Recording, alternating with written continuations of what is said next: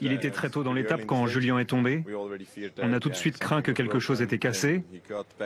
Il est remonté sur le vélo, il a comblé un gros écart. Il est revenu dans le peloton, puis après il s'est retrouvé en tête de course. Une course à un rythme effréné et la radio malheureusement était cassée depuis la chute. On n'a jamais eu le temps de la remplacer. Ça ne marchait donc pas.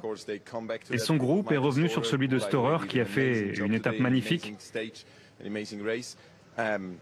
Ensuite, Loulou arrive, il fait le sprint, le remporte et oui, il a cru gagner. Qu'est-ce qu'on peut faire? Nous, on lui a dit, c'est super, troisième. Si ce matin, on savait qu'on allait faire 3, on aurait été heureux, surtout avec cette chute, et même sans d'ailleurs. Donc on est troisième, Storer est le plus combatif, c'est une super journée. On espère que Julian n'a pas de graves blessures et qu'il pourra repartir mardi. Je suis incroyablement heureux pour Tim. C'est une formidable victoire et il la mérite tellement. C'est un gars merveilleux. Il a un peu cet état d'esprit belge. Et je l'aime vraiment. Il est drôle. Il aime vous piéger, faire des blagues également. Et c'est super de l'avoir en tant qu'équipier. Si vous étiez le directeur sportif d'une autre équipe, que feriez-vous pour vous battre sur cette dernière semaine? Ça dépend de l'équipe. Ça dépend de l'équipe et des coureurs que j'ai. Thank you. Two victories on la Vuelta, 2 victories on the Giro. The collection is completed today with a win. 2 victoires sur le Giro, 2 victoires sur la Vuelta. Vous complétez la trilogie. C'est une victoire très spéciale. Tout le monde veut le Tour de France, tout le monde veut courir le Tour de France. Donc c'est vraiment magnifique comme victoire. C'était aussi l'expérience qui vous a permis d'aller chercher la victoire. Vous avez fait exactement ce que vous voulez. Et je me sentais bien. On a un peu rigolé avant l'étape en disant que je pouvais être dans l'échappée. Après, je n'ai pas vraiment attaqué, mais j'ai suivi les mouvements. Dans les ascensions, ça a explosé. Dans la dernière ascension du jour, je me sentais vraiment très bien. Mais je savais que je devais arriver seul. Au sommet de l'ascension, j'ai trouvé le moment et j'ai attaqué. Il y a quelques jours à Toulouse, vous nous avez dit qu'il n'y avait aucune place pour nous. Vous avez dit qu'il n'y avait pas de place pour vous pour jouer des victoires. Oui, c'est vrai que là j'ai eu l'opportunité. Je l'ai prise.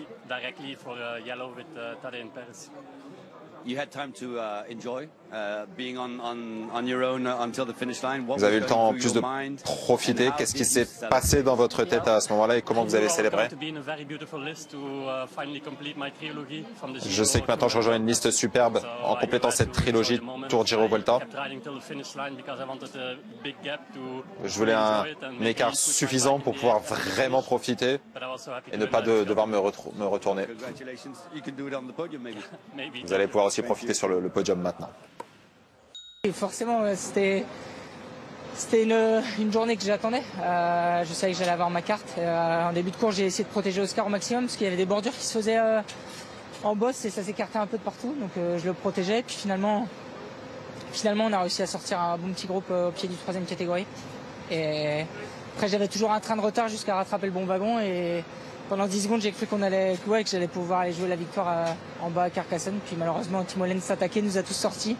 Et derrière, ça s'entendait pas à fond non plus. Je venais juste de rentrer, donc j'ai tout donné. Je savais qu'il fallait qu'il y allait tout de suite. C'était lui et Campenard, quand ils attaquaient, il fallait y aller tout de suite. Et j'aurais cru que Campenard allait essayer de rouler pour rentrer sur lui, mais finalement, il l'a pas fait.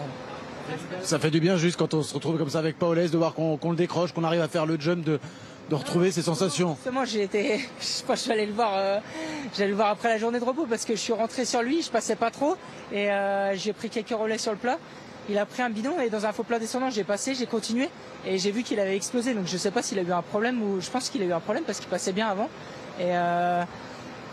Du coup, je suis rentré tout seul et puis après, je suis rentré encore sur l'autre groupe et j'ai essayé de faire de mon maximum. J'avais toujours un train de retard jusqu'à rattraper le bon wagon et l'autre wagon est parti sans moi. Merci Warren. J'imagine que ça fait du bien le Tour de France. Ça n'a pas été simple depuis le départ d'être à l'avant. Déjà, c'était un premier combat, une première mission. Ouais, c'est vrai qu'il n'y avait pas beaucoup d'étapes. Franchement, il n'y avait que celle de Vire et celle-ci pour l'instant qui avaient des chances d'aller au bout. Donc ça a été vraiment une étape dantesque pour nous et ouais, on en a, comment on a dit, on en a chié. Racontez-nous, parce que ça a été le bazar toute la journée. À un moment donné, on s'était perdu, on ne voyait plus qui était devant. J'imagine que pour vous aussi, ça devait être compliqué à suivre. Ouais, c'était très compliqué. En fait, dès le début, il y a eu une grosse chute qui scinde le peloton en deux. Et puis, il y avait Pogacar devant. Du coup, derrière, ça a roulé à fond. Et toutes les montées vraiment à fond. Le vent qui était en plus de côté, donc ça a durci vraiment la course. Puis après, quasiment tout se regroupe dans le deuxième grimpeur. Et c'est là que tout se fait. Enfin, je pense que ça s'est fait. Les ont essayé de mettre quelqu'un devant et ensuite il fallait vraiment s'accrocher tous ensemble pour essayer de basculer. Et c'est vrai qu'après une journée comme hier, comme avant-hier, dans les Pyrénées qui ont été très difficiles, cette journée elle a été vraiment dure. Il n'y avait plus rien pour suivre. Ouais, non, je pense que j'ai presque fait une fringale. J'étais vraiment vidé complet. Mais ça fait partie du jeu et quand on enchaîne 3 étapes pyrénéennes et une étape comme celle-ci à bloc du début jusqu'à la fin, la journée de repos va faire du bien. Il reste quoi à se mettre sous la dent la semaine prochaine pour vous, Valentin? Déjà se faire plaisir en montagne. Je pense que Guillaume il va monter en pression. La 3e semaine c'est sa semaine. Il est toujours meilleur en 3e. Donc on va essayer de l'accompagner à l'avant de la course, faire des échappées, se faire plaisir à l'avance au Tour de France et puis pourquoi pas viser la victoire pour l'équipe à Pontarlier. Je pense que ça va être une très belle épreuve. Et puis j'oublie pas aussi le sprint pour Paul qui marche très fort à Valence. Donc on a un beau collectif qui va pouvoir se faire plaisir sur cette fin de Tour de France. Oui, je me sens vraiment bien sur ce tour. On s'était dit qu'on voulait la victoire d'étape. Et la situation était très bonne avec Wout van Aert et moi dans l'échappée. Mais Wellens était là, on a une bonne relation en dehors du vélo, mais en course c'est le gars que tu ne veux pas avec toi. Il est intelligent, il se cache, il est sournois, il sait comment jouer sa carte. Il n'était pas autorisé à relayer, notamment au début, mais il était très fort. Et il ne rate jamais le moment décisif. Il a fait l'attaque parfaite sur la partie la plus difficile du parcours. Bien sûr, on ne court pas pour finir 2e, donc il y a de la déception. Mais c'est comme ça.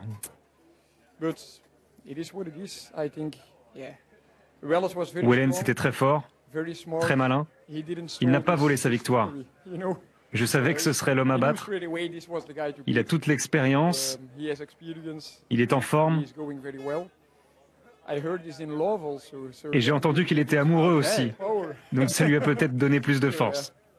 Un petit mot avec Jean-René Bernaudot à la fin de cette 2e semaine déjà du Tour de France. Dans le coup, pour aller chercher un top 10, un Jordan Gégat qu'on n'arrête plus, Jean-René. Bien sûr, il ne faut pas avoir de regrets. On s'était promis ce matin que l'équipe Total Energy soit dans l'engagement total, puisqu'on a une équipe homogène, en bonne santé, même si on a perdu Steph Kras hier, malheureusement. Voilà, pas de regrets. Donc aujourd'hui, Jordan s'engage et derrière, ça aurait pu être un écart assez considérable. Mais il revient dans le match pour être dans les 10 meilleurs du Tour de France, qui est un objectif qui n'était pas très réalisable au départ, quand même, avouons-le. Mais ça va vraiment le mettre en confiance. C'est quelqu'un qui arrive, qui a beaucoup d'envie. Et puis surtout qui se découvre, donc ça sera de toute façon un grand bénéfice pour l'avenir, tout ce qu'il est en train de faire aujourd'hui. Vous avez été bluffé par son passage dans les Pyrénées? Non, parce qu'on est un coureur du Tour, on ne l'est pas. Et être un coureur du Tour, c'est supporter la chaleur, la pression, le bruit, tout ça. Moi je l'ai été, et on le met dans cette dynamique d'être un coureur du Tour, puisque Jordan est quand même un coureur qui aime la chaleur.